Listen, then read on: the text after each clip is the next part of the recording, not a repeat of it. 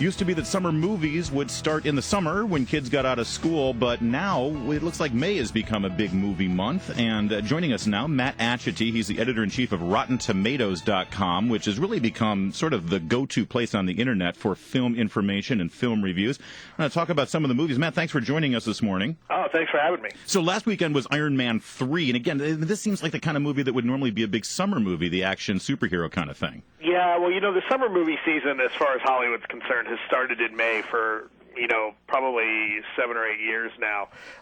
In fact, when they first announced the original opening date for Iron Man 3, it was going to be late April, and then I think wiser heads prevailed, and it got bumped back to May. I think starting the summer movie season in April would be entirely too early. Well, meanwhile, now we've got a new weekend movie coming out, Great Gatsby. This is Baz Luhrmann's new recreation of the Gatsby story.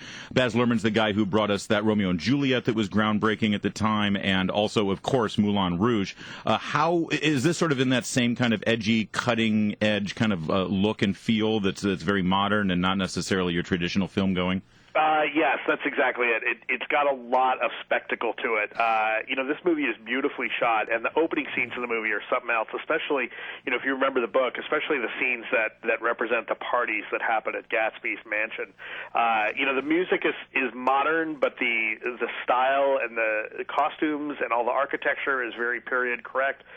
It makes for something that's very exciting, at least in the beginning of the film, but then the rest of the movie, I have to tell you, not so great. Well, and so the question is, can a Fitzgerald period piece, even if it's been re-envisioned by Baz Luhrmann, can that knock Iron Man 3 off of the throne? I think unlikely this weekend. I think that Iron Man 3 is going to continue to dominate this weekend. I think Great Gatsby will do okay.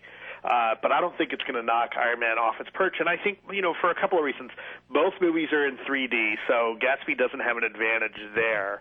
And I think that Iron Man is the movie that people are more likely to take their kids to than Great Gatsby. So, although, probably everybody on the planet saw Iron Man already, you'll probably have people going back and seeing it again. I think Great Gatsby will probably come in around $30 or $40 million. That's kind of my gut feeling prediction. But I think that Iron Man's probably going to pull another 60 or 70. Well, for Fitzgerald purists, in fact, Fitzgerald's he's actually buried right here in Rockville, Maryland, right in the area. There are a lot of purists there. Are they going to be, annoyed that this is a recreation and sort of modernized? You talk about the soundtrack, and is it not going to be true to the original vision of Gatsby? No, I think it does. Baz Luhrmann has talked about how Fitzgerald himself was a kind of a fiend for new technologies, and so his vision of doing this movie with a certain amount of digital effects to recreate the period of old New York, a 1920s New York, as well as 3D. Luhrmann believes firmly that that's something that Fitzgerald would have wanted to see. Oh, okay. I don't know that I necessarily believe that, but I think the movie works. I think, the problems with this movie don't stem from the music. The problems with this movie stem from, honestly, the direction, in that it, in my opinion, having just seen it, it starts off with a bang, and then once you get into the relationship of Gatsby and Daisy, and not that this is a spoiler. If you have never read this book, go back to school. That's where the movie really just kind of grinds to a halt, unfortunately. Matt Atchity is the editor-in-chief of RottenTomatoes.com. He pretty much hates every Gatsby movie ever made. And talk to me a little bit about Rotten Tomatoes. I mean, it's a lot of people think that it's just a bunch of snarking because of the name, but you've actually kind of created a real niche for yourself there. We really are the number one aggregator of critical reviews, of critics from professional critics. Our sweet spot is, if you want to know what all the critics, all of the pros are saying about a particular movie, that's what we do. We amass reviews from all over the country, all over the world, really, and kind of put them together in one place. And everyone thinks it's a great job, but you can speak for it directly. It's not that great a job, is it? Look, it's better than digging ditches. Oh, all right. No offense to people out there who dig ditches. I have a great job. I get to surf the web and geek out about movies all day. All right. The dark side, though, I've had to see every single Twilight film. Well, and also, listen, speaking of the dark side, next weekend, Star Trek Into Darkness. I'm actually really pumped up about this one. I loved the original J.J. Abrams recreation of Star Trek, and I'm a huge fan of Benedict Cumberbatch because I'm obsessed with that BBC Sherlock series. How is he in this film as the villain, and how was the film in general? I got to see it this week, and it's a really exciting, well-made film. Benedict Cumberbatch is fantastic in this. It's somewhat the same tone as the first film.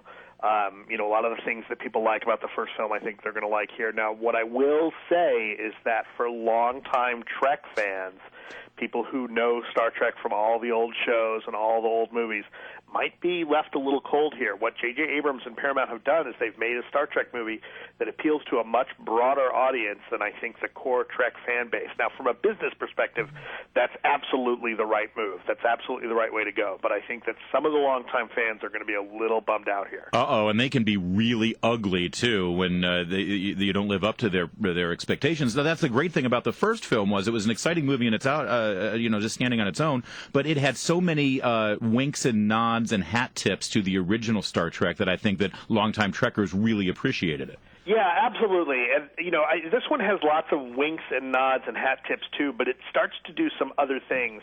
And I think that this could be the movie where the fans, the longtime Trek fans, may turn on it. I could be wrong, but I can tell you that as someone who watched a lot of Trek myself, I felt like there were a couple things missing. I was a little bummed out with that aspect. But that being said, for a sci-fi action movie, this movie is top-notch. Wow. All right. Well, listen, Matt Atchity, thank you so much for giving us the whole lowdown on the big movies in May. And listen, as the summer goes on, we'd love to have you back to talk about the next round of big summer movies. Oh, absolutely. Matt Atchity is the editor-in-chief of RottenTomatoes.com.